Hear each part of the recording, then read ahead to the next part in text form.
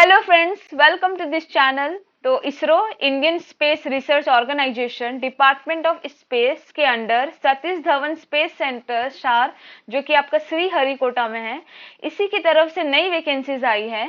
तो आज हम इस वीडियो में इसी के रिगार्डिंग फुल डिटेल नोटिफिकेशन देखेंगे। ठीक है, यहाँ पे जो फ्रेंड आपकी नोटिफिकेशन आई है ये आपका टेक्नीशियन का है, आपका टेक्निकल असिस्टेंट का है, फिर आपका साइंटिफिक असिस्टेंट का है, जिसमें ग्रेजुएशन डिप्लोमा वाले अप्लाई कर सकते हैं। टेक्नीशियन में आईटीआई अप्रेंटिस वाले अप्लाई कर सकते हैं। ठीक है, तो इसी से रिलेटेड हम लोग देख लेंगे कि इसका सिलेक्शन प्रोसीजर क्या होगा, इसका एलिजिबिलिटी क्राइटेरिया क्या रहेगा। ठीक है, किस पोस्ट के लिए आप अप्लाई कर सकते हैं, तो ये सब कुछ हम लोग आज इस वीडियो में डिस्कस करेंगे। ठीक है, तो चलिए स्टार्ट करते हैं। जैसा कि आप देख सकते हैं, ये सतीश धवन स्पेस सेंटर सार का ऑफिशियल वेबसाइट है। यहाँ पर देखिए आपको करियर का ऑप्शन मिल रहा है, इस पर आप क्लिक करेंगे तो यहाँ पर आपको अपडेटेड नोटिफिकेशंस का एडवर्टीजमेंट मिल जाएगा। तो जैसे कि देख सकते हैं, यहाँ पर आपको जो टेक्निकल असिस्टेंट साइंटिफिक असिस्टेंट का जो पोस्ट निकला है, इसका एडवर्टीजमेंट डिटेल्स यहाँ पे दिया है, तो इस पर क्लिक कीजिए। तो ये है इसकी ऑफिशियल नोटिस। तो आप देख सकते हैं यहाँ पे इसका एडवर्टीजमेंट नंबर दिया है 02/2023। इसका ऑनलाइन एप्लीकेशन स्टार्ट हो गया है 26 अप्रैल से। ठीक है, इसका जो एप्लीकेशन होगा ये ऑनलाइन मोड होगा, आप इसको ऑनलाइन के थ्रू ही इसको अप्लाई कर सकते हैं। फिर आपका यहाँ पे पोस्ट दिया है। ठीक है, पोस्ट को डिसिप्लिन वगैरह आपका एसेंशियल क्वालिफिकेशन दे दिया है। तो देखिए यहाँ पे आपको नंबर ऑफ वैकेंसीज दिख रहे हैं, 2 है, जो कि बहुत कम है। हाँ, ये बहुत कम है, लेकिन आपको मैं यहाँ पे बता देती हूँ, इसरो एक ऑर्गेनाइजेशन है जिसके अंदर बहुत सारे यूनिट्स हैं। ठीक है, उसमें से ये एक यूनिट का वैकेंसीज निकाला है, तो हर यूनिट का वैकेंसीज अलग अलग निकाला जाता है। ठीक है, तो उस हिसाब से उन लोग का जो नंबर ऑफ वैकेंसीज है वो आपको ऐसे ही मिलेगा, 2 4 6 इस तरह से ही मिलेगा। ठीक है, मतलब जितना उन लोग का रिक्वायरमेंट होता है उस हिसाब से वो लोग अपना रिक्रूटमेंट कर लेते हैं। ठीक है, तो इसमें आपको डरने या घबराने का जरूरत नहीं है, आपको मेहनत करना होगा। अगर आप एक भी सीट के लिए फाइट कर सकते हैं तो करिए। मैं आपको बस इतना ही बोलना चाहूंगी, अगर आप इस पोस्ट के लिए एप्लीकेबल है, एलिजिबल है, तो आप इसके लिए जरूर अप्लाई करें, क्योंकि इस ऑर्गेनाइजेशन में जॉब लेना एक अलग ही लेवल होता है। इसका सैलरी, ये एक तरह का सेंट्रल गवर्नमेंट जॉब है जिसमें आपका अलाउंस वगैरह सब मिलता है। ठीक है, तो मेरे हिसाब से आपको इसके लिए अप्लाई जरूर करना चाहिए अगर आप एलिजिबल हैं तो। ठीक है, देखिए यहाँ पर वैकेंसीज तो आपको इसी तरह के ही मिलेंगे, और यहाँ पे सिलेक्शन भी होता है कैंडिडेट्स का। तो जिनका सिलेक्शन होता है वो लोग भी तो हजारों लाखों के बीच से सिलेक्ट हुए हैं, तो वो लोग जब ट्राई कर सकते हैं तो आप लोग क्यों नहीं कर सकते हैं। तो ये बहुत अच्छा ऑर्गेनाइजेशन है, इसमें जॉब लेने के लिए ये आपके लिए सबसे बहुत ही अच्छा अपॉर्चुनिटी है आपके लिए। ठीक है, इसे अप्लाई जरूर कीजिएगा, फेस जरूर कीजिएगा इसके एग्जाम्स को। ठीक है, ठीक है, तो फिर यहाँ पे हम लोग पोस्ट देख लेते हैं। तो सबसे पहले यहाँ पे देखिए, ये आपका टेक्निकल असिस्टेंट का पोस्ट है, जो कि आपका लेवल 7 में आता है। ठीक है, इसका सैलरी आपका 44,900 से स्टार्ट होगा और आपका 1,42,400 तक आपका सैलरी बनेगा। ठीक है, तो यहाँ पे जो पोस्ट है आप देख सकते हैं, ये सिनेमेटोग्राफी और फोटोग्राफी का पोस्ट है। नंबर ऑफ वैकेंसीज तो 2 ही है, जिसमें आपका एक है अनरिजर्व के लिए, एक है एससी के लिए। इसमें जो आपका क्वालिफिकेशन मांगा है वो आपका डिप्लोमा होना चाहिए इस ट्रेड से, मतलब इस डिसिप्लिन से आपने किया है, तो आप इस डिप्लोमा किए हैं तो आप इसके लिए अप्लाई कर सकते हैं। ठीक है, फिर आपका देखिए electrical engineering, electrical electronics engineering, इसमें भी आपका 2 ही नंबर ऑफ वैकेंसीज है, जिसमें एक अनरिजर्व के लिए है, एक ईडब्ल्यूएस कैंडिडेट के लिए है। इसमें आपका डिप्लोमा मांगा है इलेक्ट्रिकल इंजीनियरिंग से, या फिर आपने इलेक्ट्रिकल इलेक्ट्रॉनिक्स इंजीनियरिंग किया है तो आप इसके लिए अप्लाई कर सकते हैं। फिर नेक्स्ट है यहाँ पर आपका इलेक्ट्रॉनिक्स एंड कम्युनिकेशन इंजीनियरिंग में, इसमें भी आपका 2 है नंबर ऑफ वैकेंसी, जिसमें एक अनरिजर्व के लिए, एक एसटी के लिए है।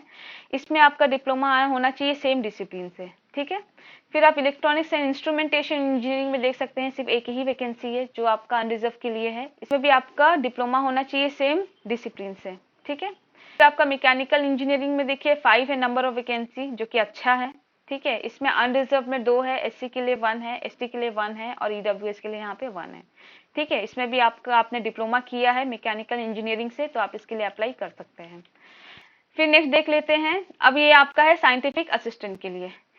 तो साइंटिफिक असिस्टेंट ये भी आपका लेवल 7 में आता है, इसका भी आपका सैलरी सेम रहेगा। ठीक है, टेक्निकल असिस्टेंट की तरह। इसमें देखिए कंप्यूटर साइंस में यहाँ पे 3 नंबर ऑफ वैकेंसीज है, जिसमें एक आपका अनरिजर्व के लिए है, एक एससी के लिए है और एक आपका ईडब्ल्यूएस के लिए है। ठीक है, इसमें आपका बीएससी होना चाहिए with computer science as a main subject. ठीक है, तो ध्यान दीजिएगा ये ग्रेजुएशन वाले के लिए है। आपका फिजिक्स में यहाँ पे 2 है, जिसमें एक अनरिजर्व के लिए है और एक आपका एससी के लिए है। इसमें भी आपका बीएससी होना चाहिए फिजिक्स में एज अ मेन सब्जेक्ट, और बाकी आपका केमिस्ट्री और मैथमेटिक्स होना चाहिए। ठीक है, फिर आपका इसमें भी आपका सेम आपका क्वालिफिकेशन मांगा है फिजिक्स से। ठीक है, इसमें भी आपका नंबर ऑफ वैकेंसी 1 है। फिर नेक्स्ट देखिए यहाँ पे आपका है लाइब्रेरी असिस्टेंट के लिए, ये भी आपका लेवल 7 में आता है और इसका सैलरी भी आपका सेम रहेगा बाकी की तरह। तो इसमें आपका जो वैकेंसी है 2 है, जिसमें आपका अनरिजर्व के लिए 1 है, एससी के लिए 1 है। ठीक है, इसमें आपका ग्रेजुएशन इन फर्स्ट क्लास मांगा है और साथ में आपका मास्टर डिग्री होना चाहिए लाइब्रेरी साइंस में, लाइब्रेरी साइंस इंफॉर्मेशन साइंस में होना चाहिए।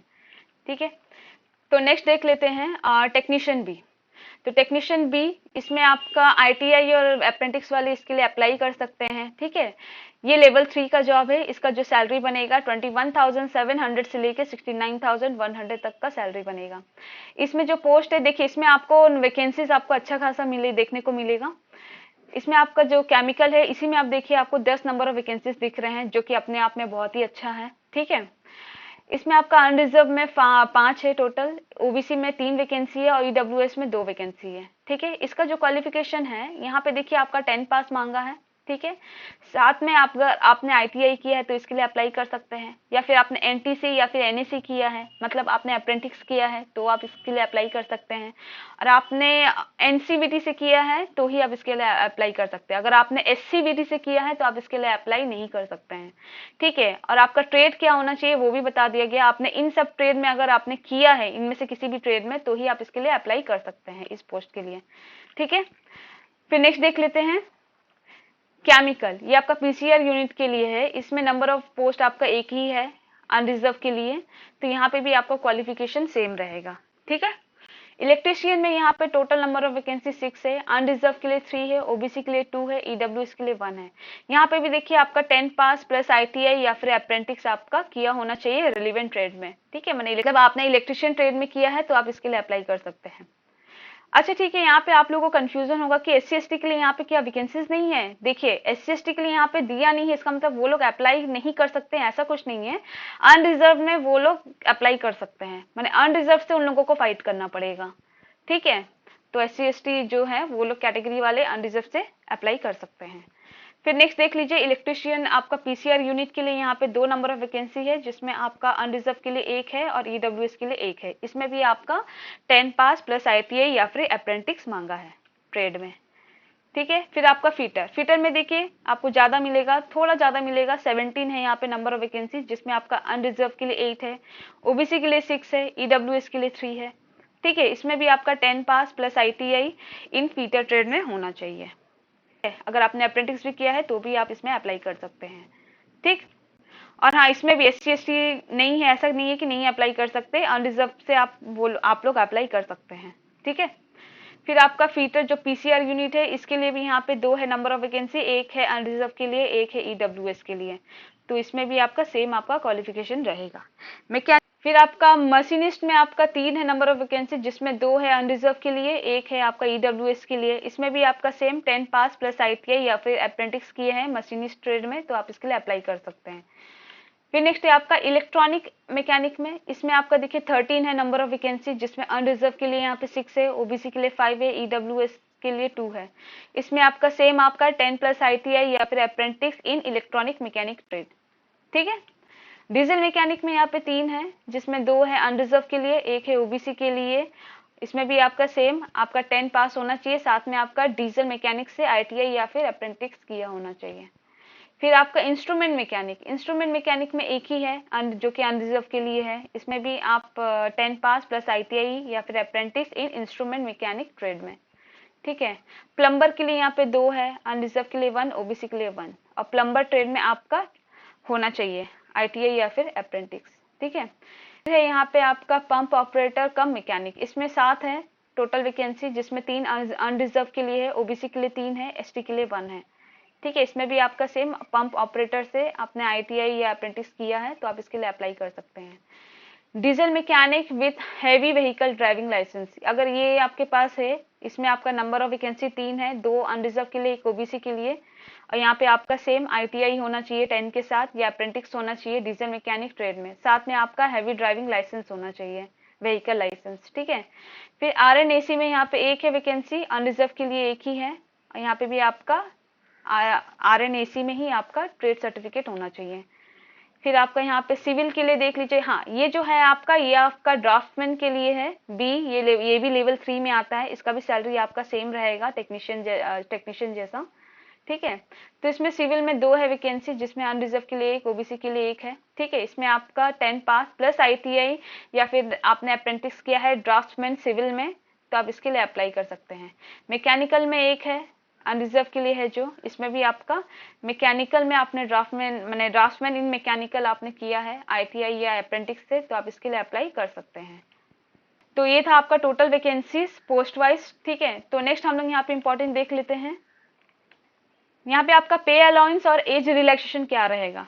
तो जैसे कि देखिए यहाँ पे आपको जो टेक्निकल असिस्टेंट, साइंटिफिक असिस्टेंट और लाइब्रेरी असिस्टेंट ए, इनके लिए यहाँ पे एज दिया है 18 से 35 ईयर्स, ठीक है। और यहाँ पे जो आपका सैलरी जो बनेगा, यहाँ पे डायरेक्ट यहाँ पे सैलरी बता दिया गया है 63,758 आपका पर मंथ सैलरी रहेगा, जो इसमें आपका बेसिक पे प्लस डीए रहेगा, ठीक है। और साथ में आपको एचआरए और टीए वगैरह भी मिलेगा एज पर गवर्नमेंट रूल, ठीक है।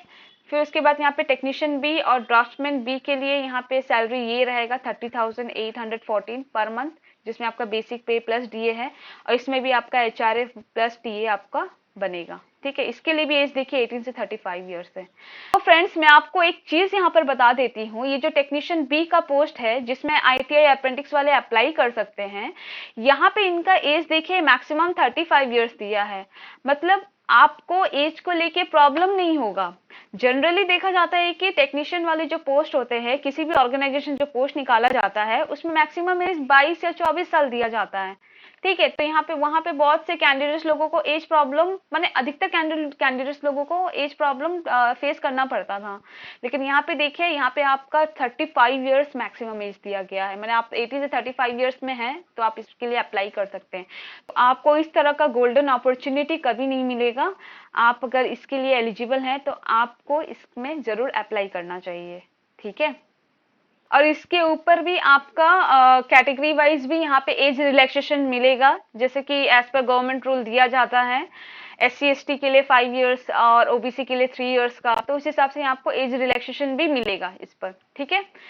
फिर नेक्स्ट देख लेते हैं एप्लीकेशन फी। तो देखिए यहाँ पे जो पोस्ट कोड है 2 से लेके 10 तक, जिसमें आपका scientific assistant, technical assistant, level 7 वाला जितने भी पोस्ट आते हैं वो, ठीक है, उन लोगों के लिए यहाँ पे फी रहेगा 750, ठीक है।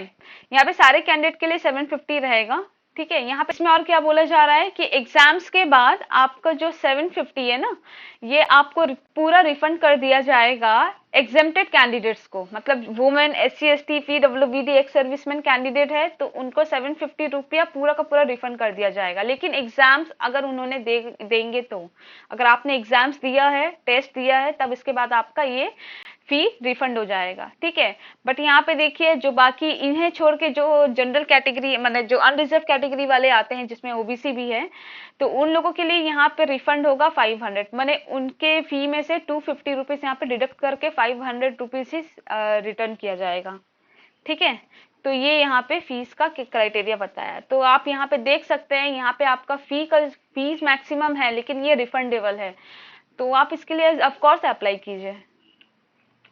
फिर नेक्स्ट देख लेते हैं आप पोस्ट कोड्स 11 से 26 तक। तो इसमें भी आपका फीस जो है थोड़ा कम रहेगा, 500 रुपीज रहेगा, ये भी आपका रिफंडेबल रहेगा, ठीक है। रिफंडेबल रहेगा उन लोगों के लिए जो एग्जेम्प्टेड कैटेगरी में आते हैं, जैसे कि women, SC/ST, PWBD, ex serviceman candidates, ठीक है। बट यहाँ पे आपका 100 रुपीज यहाँ पे डिडक्ट करके 400 आपका रिफंड किया जाएगा ऑल अदर कैटेगरी वाले कैंडिडेट्स को, जिसमें आपका अनरिजर्व, ओबीसी आते हैं उन लोगों को, ठीक है। नेक्स्ट इंपॉर्टेंट देख लेते हैं अपलोडिंग ऑफ डॉक्यूमेंट्स। तो यहाँ पे आपका जो भी आप डॉक्यूमेंट्स आप अपलोड करेंगे, जैसे कि आप फोटोग्राफ अपलोड करेंगे, तो वो आपका किस फॉर्मेट में होना चाहिए, आपका साइज क्या रहेगा, आपका पिक्सल क्या रहेगा, तो ये सारा यहाँ पे डिटेल दिया गया है। आप इसके अकॉर्डिंग आप अपना डॉक्यूमेंट्स रेडी कर लीजिएगा एप्लीकेशन फॉर्म फिल करने से पहले, ठीक है। तो आपको एप्लीकेशन फॉर्म फिल करने के टाइम पे प्रॉब्लम नहीं होगा।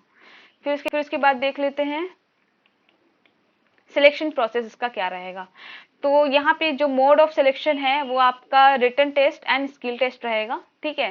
तो यहाँ पे देखिए पैटर्न दिया गया है आपका technical assistant, scientific assistant, library assistant, technician और ड्राफ्टमैन, इन सब के लिए यहाँ पे आपका रिटन टेस्ट जो रहेगा वो आपका 1.5 घंटे का टेस्ट होगा, ठीक है। 80 MCQ रहेंगे जिसमें आपका ईच क्वेश्चन कैरी 1 मार्क और 1/3 मार्क्स आपका यहाँ पे डिडक्ट होगा, ठीक है। मतलब 3 क्वेश्चन आप अगर रॉन्ग करते हैं तो आपका 1 माइनस होगा, ठीक है। फिर आपका यहाँ पे जो स्किल टेस्ट रहेगा वो आपका 100 मार्क्स का रहेगा, जो कि आपका क्वालिफाइंग नेचर का रहेगा। ध्यान दीजिएगा, इसे जस्ट क्वालिफाई करना है, मतलब इसका मतलब यही है कि आपका जो मेरिट बनेगा ना वो आपका रिटन टेस्ट पर ही आपका मेरिट लिस्ट बनाया जाएगा, ठीक है। और यहाँ पे पास क्राइटेरिया बताया गया है, मतलब आपको मिनिमम इतना तो क्वालिफाई करना ही है कि आपका मेरिट लिस्ट बन सके, ठीक है। फिर उसके बाद जो आपका मेरिट फाइनल जो सिलेक्शन होगा वो आपका मतलब हाईएस्ट जो कट ऑफ होगा उस हिसाब से होगा, ठीक है। लेकिन आपका क्वालिफाइंग मार्क्स जो पासिंग मार्क्स जिसे बोलते हैं वो आपका कम से कम 32 होना चाहिए अनरिजर्व कैंडिडेट्स के लिए, और स्किल टेस्ट में आपका 100 में 50 आपका क्वालिफाइंग मार्क्स उठाना पड़ेगा, और ये जस्ट आपका क्वालिफाइंग नेचर रहेगा। तो इसके लिए यहाँ पे अदर रिजर्व कैंडिडेट्स है, इनके लिए यहाँ पे रिटर्न मार्क्स में उठाना होगा 24 मिनिमम, और स्किल टेस्ट के लिए 40 मिनिमम उठाना होगा मार्क्स, ठीक है। फिर यहाँ पे आपका एग्जाम सिटी है, मतलब यहाँ पे देखिए आपका जो भी नियरेस्ट आपका एग्जाम सिटी पड़ेगा तो आप वो एप्लीकेशन फॉर्म फिल करने के टाइम पे आप अपना प्रेफरेंस दे सकते हैं, तो आप देख लीजिएगा। फिर यहाँ पे आपका हाउ टू अप्लाई, आपको अप्लाई कैसे करना है। तो जैसे कि मैंने आपको पहले ही बता दिया है 26 अप्रैल से ऑनलाइन एप्लीकेशन स्टार्ट हो गया है, ये आपका 16 मई तक रहेगा, ठीक है। और ऑनलाइन एप्लीकेशन पोर्टल स्टार्ट हो गया है और इसका लिंक भी यहाँ पे दे दिया गया है, तो इस लिंक पे जाके आपको अपना रजिस्ट्रेशन और ऑनलाइन एप्लीकेशन फॉर्म फिल कर लेना है, ठीक है। और बाकी सब यहाँ पे आपका इंस्ट्रक्शंस दिया है तो आप वो सब देख लीजिएगा। ये आपका इंपॉर्टेंट डेट्स है, closing date of fee payment यहाँ पे 17 मई है, ठीक है। तो आपको मुझे जो भी बेसिक डिटेल्स देना था, ठीक है, इस रिक्रूटमेंट से रिलेटेड वो सारा मैंने दे दिया है यहाँ पर। अगर आपको इसमें से कुछ भी पूछना होगा, कुछ भी डाउट होगा तो आप मुझसे कमेंट करके पूछ सकते हैं। इस नोटिफिकेशन का लिंक मैं नीचे डिस्क्रिप्शन में दे दी हूँ, तो सबसे पहले आप अपना नोटिफिकेशन चेक कर लीजिएगा, उसके बाद एप्लीकेशन फॉर्म फिल कीजिएगा, ठीक है। और इसी तरह की अपडेट के लिए मेरे चैनल से जुड़े रहें, and thank you so much for watching this video.